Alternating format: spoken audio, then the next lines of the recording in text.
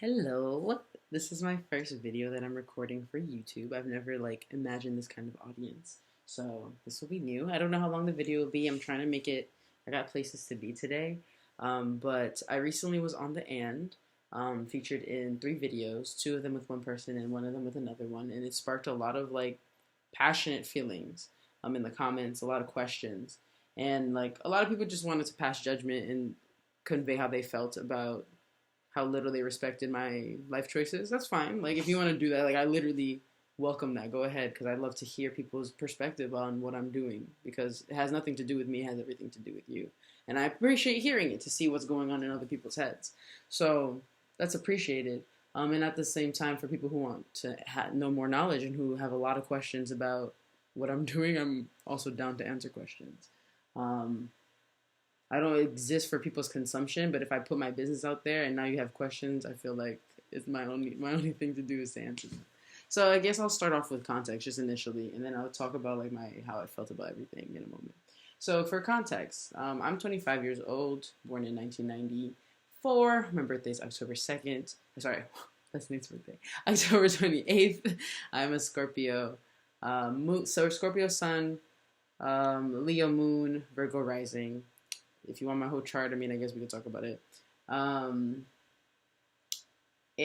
I met Raheem when I was 17 years old. Well, when I was 16 years old, actually, graduating from high school, 2012, and heading off to Wesleyan University.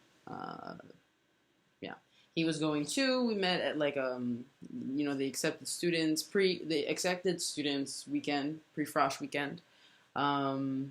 And we didn't start dating until maybe a month and a half later. We dated through college.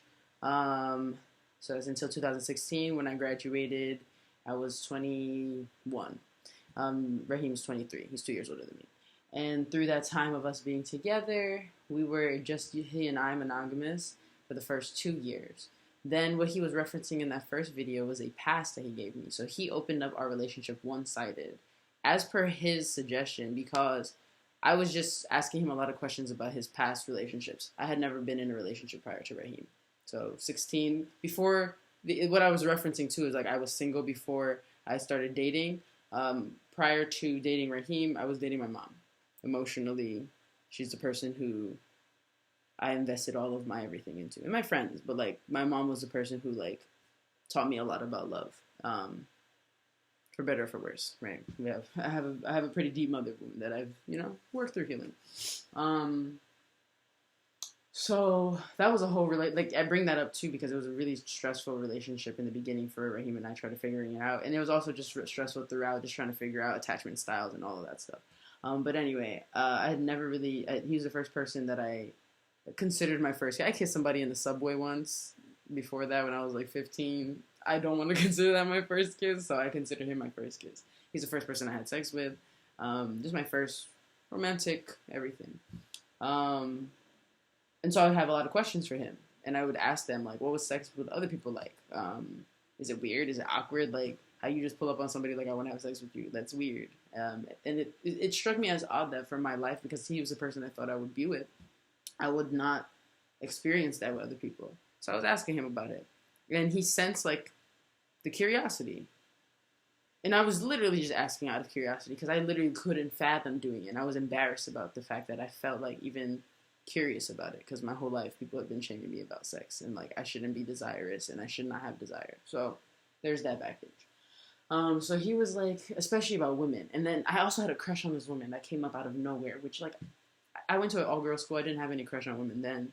And so it was very jarring. And I remembered things from when I was younger, I think I had this experience that, okay. To address everybody who thinks I'm a lesbian, yeah, I am queer. I I enjoy women. And so Raheem saw that and was here's an opportunity. I want you to go do that and explore. In future videos, I'll talk about all of the details of that, but it was pretty hectic trying to figure that out, because I was I don't like that it's just girls. I get it, but I don't like that limitation of it. And I also was sussed out because I was are you trying to do something too? Why are you proposing this to me now? I can't believe this is coming out of a place of genuine love, which says a lot about me and where I was at. So this is in my sophomore year. This is happening. End of sophomore year, junior year. So junior year is 2014. We opened up our relationship the one-sided way. Then we opened up our relationship fully. Um, I had my experiences. They were not great. It was kind of like being. It was the first time I was sexually liberated or available and open. So I was just making crazy decisions and mistakes and working through it with Raheem too, who was a really good friend and supportive through that time. But I really damaged myself in that time, taking on a lot of bad sexual energy, putting myself in situations that I probably shouldn't have been in, and ended up feeling violated a lot. So it was pretty messed up. But then I decided I had also learned a lot in relating to other people, about other people, and also about myself. So I decided, you know what? I think it'd be fair for you to try this as well. So let's open up our relationship. Senior year, we're living together, 2016. Living together in the same house, same bed. Like, we pushed our twin beds together to make a king-size bed, bought a mattress pad, like, it was our home. And then I was like, let's open our relationship. And we both are like, you know, it's senior year, like, come on, like, we're about to really commit to each other after this. So it's our senior year, this is our only time to do this. So we both consented then, open relationship. In that time, 2015 now, this is going into 2016 when I graduated. So 2015, September is when we officially opened our relationship. I think in November I met Nate. And then our relationship propelled that way. He and I were in denial for a long time about our relationship. We didn't think that we cared about each other as much as we did, even though it was like clear to a lot of other people. I think it was just me being uncomfortable with saying that I have desire, which is why it hurts so much. And I feel like that's why the words cheating resonate. But I do not take on that title in that relationship with Raheem, because I did not cheat on Raheem. I fell in love with someone else, and that was outside of our expectations of what our relationship was. We were under the assumption that it was open relationship, and that's what we had agreed to, because I was like, yes. But then when I developed feelings for this person, I guess because of my lack of awareness at the time, because I was moving to Miami that year, we were ending senior year. I was also depressed through college, like crazy depressed. Like, people in the comments talking about I'm wounded. Yeah, I got a lot of wounds that I've been healing very actively, but I had a lot of shit going on in college. So there was just so much swirling around that I was just seeking comfort, really, and I felt very comfortable with this person who really spoke to my soul in a different way. Fell in love with him, and eventually, like, Raheem was just like, I'm not about this. So no, we can't do this. And I was moving to Miami.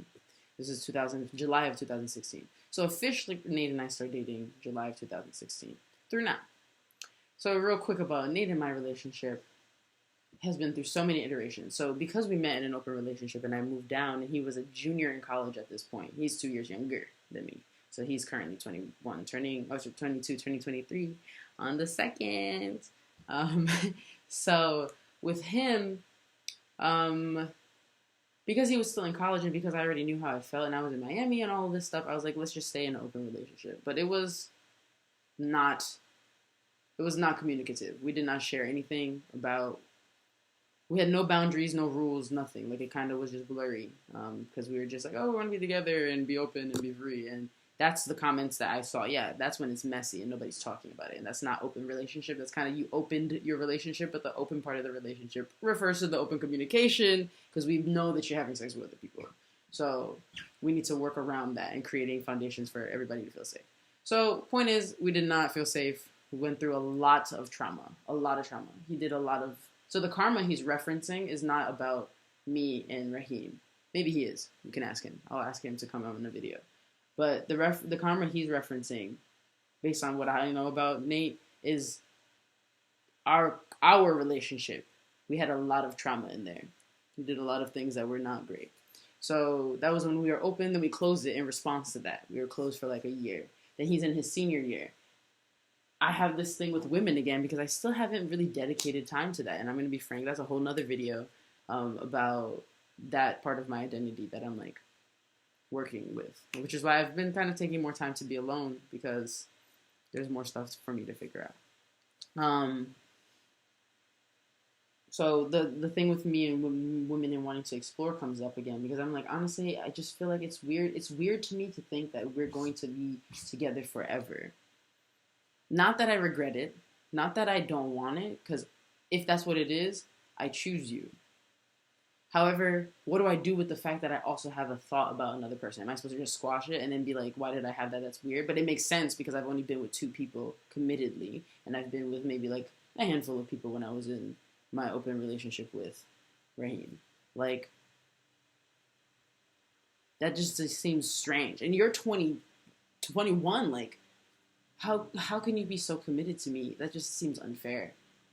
And so we like we broke up for 2 weeks because we had like a really big conflict last May, and so May of 2018, yeah.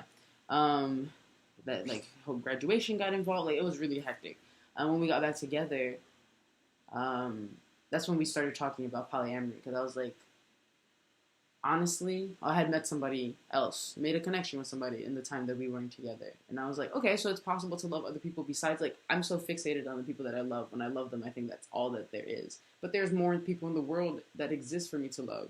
And, like, it's okay to feel like that. They tell you that it's not, but, like, it is.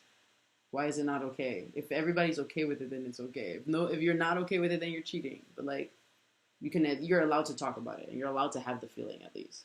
And if people don't want to be with it, they don't have to be with you, and then that's it. But if they want to, then you work it out. That's the heart of what everything is for me and polyamory. But we talked about that. So that was from like June of last year through, like, let's say January of this year, 2019. And it wasn't really until like March or April that I had spoken to this woman, and we were kind of dating like ish and just talking that we started, okay, polyamory is like a real thing. And then it wasn't until 4 months ago when I met my most recent partner. I guess now we're in the friend stage right now. But that everything like really shot up because the feelings I felt for this new partner were intense. And so I was sharing that when I was sharing that, and it was like, it's cool, like we are polyamorous, yes. You exist to like be with other people, not just me. But then when it comes up and you hear that, it's a lot to hear that somebody loves somebody else. And you get scared. Like, what does that mean for me and us and all the things we built? And like, me and my future has shifted a lot. And I feel like the natural thing to say is not ideal yet because I didn't plan for it. But I'm happy right now. And he and I are doing really well. His birthday's tomorrow, on Wednesday, and we have plans. He has an open mic, his first open mic tonight, so we're going to that. Like, we're doing well. We communicate. As for Raheem and I, we spent 2 years not talking when I was living in Miami. I was also in Miami this whole time with Nate, distance. And this is our first time living together in the same state. And he actually lives in New Jersey. I live in New York. So, and Raheem just moved to Connecticut. To handle his business, we took a break from our relationship for like 2 years and then came back together after when I moved back here, and we talked a lot and had a lot of catharsis on a lot of things. And what's really funny is actually all of us have sat down together to have a conversation about everything that happened. I actually have it recorded on my phone because I asked them for their consent. I just got to get waivers, but I would love to post that if people are interested in hearing it and like the really ugly details and the truths of it. This was prior to my more current partner. I'm not saying their name because I don't know how they feel about that. But yeah, I would love to share anything that if people have questions, I'm down to answer them. I'm open. This is my first time ever speaking on it, and I know it's something that people have questioned and wondered about. Because when Raheem and I were together, we were on the college campus. We were like the epitome of the Black relationship. Black excellence people were like Gari and Raheem. And like we were a pair, a unit, always.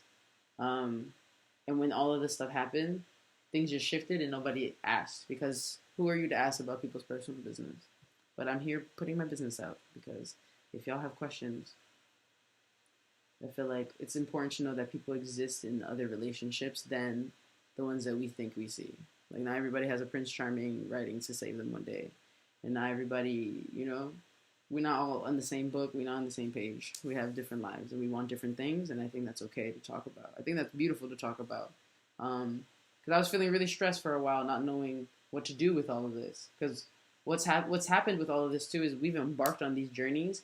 No resources, no people around us who care, who can give us advice, aside from people being like, you probably shouldn't do that because you're going to fail. Well, thank you for your input, but that was not helpful. So I found like more than two, the website and also the book that the three of us, maybe the three of us, but definitely Nate and I are going to read because it's really helpful to have tools, which we didn't have, which is why there's so much heartache too and so much of the figuring out process. Um, yeah. As for people's reactions, I think the most interesting thing about this whole experience has been how fervently and like how passionate people can be in their language, how judgmental in terms of like passing an opinion and holding it to be true based on 13 minutes of a video that I have with one person and 20 minutes in two-part segments based on another thing. But we're talking about one specific thing that has happened over the span of 7 years in my previous relationship and 4 years in my first one. I mean, my current one.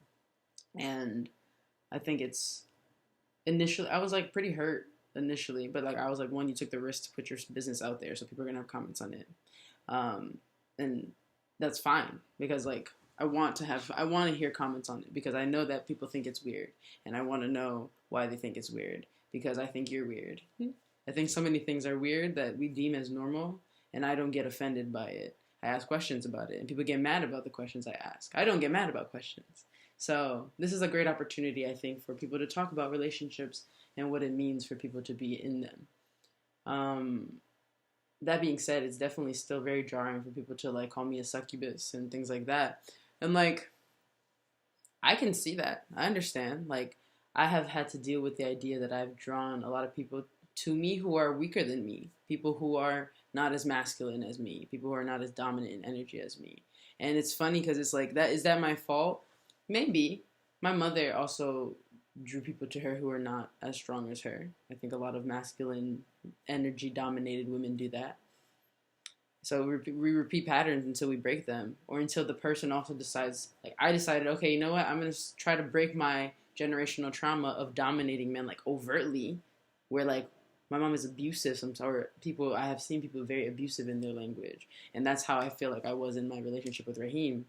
And that is not how I am now. So there's growth is the point. And like people are allowed to change. And it's a choice that I made to break that generational curse of not being able to control my emotionality. And Nate also made a decision to not be a weak man and to step up and be like, that's not how I'm going to be treated as well. So that we can have a conversation and be like, you're right. And I think that's what's so interesting is like how much compassion there is that exists in my relationships with everybody that I have, with Raheem, with Nate, with other relationships, and how little compassion there is on the internet. And also, based on what you're seeing, this is what you're going to see. We're not people who seek context. Typically, we're kind of like, this is what it is. I'm going to take it out of context, actually. I'm going to just see it as it is. And that's going to be the representation of the whole. But yeah, kind of stung. Felt defensive for a little bit. But then I realized, like, what people say about me, it has nothing to do with me. That has everything to do with me. If you call me ugly, yeah, you can call me ugly. I don't think I'm ugly. So, okay. Like, I hear you. And I welcome that. I feel like my tone right now maybe seems like it doesn't. I'm not welcoming that, but I do. I welcome people saying stuff. I'm actually having a roast for my 25th birthday because I want to hear what people have to say about me. I want people to fire me up and roast me because I want to see how secure I am in myself because I'm pretty damn secure in myself. I have chosen my life. And I am very convicted about that. And I'm down to edit. I'm down for feedback always. So, any questions, any feedback, I'd love to hear. And I'm really so appreciative of people watching and being interested in just even talking, taking the time out to comment something. I realized I sat on the phone for like freaking like 2 hours sitting there responding to people in comments like, oh wow, like it takes efforts for you to put a comment out there. So even trolls out here, I see you with your energy. So have a wonderful day. I thought about editing this, but I think I'm just gonna post it like this. So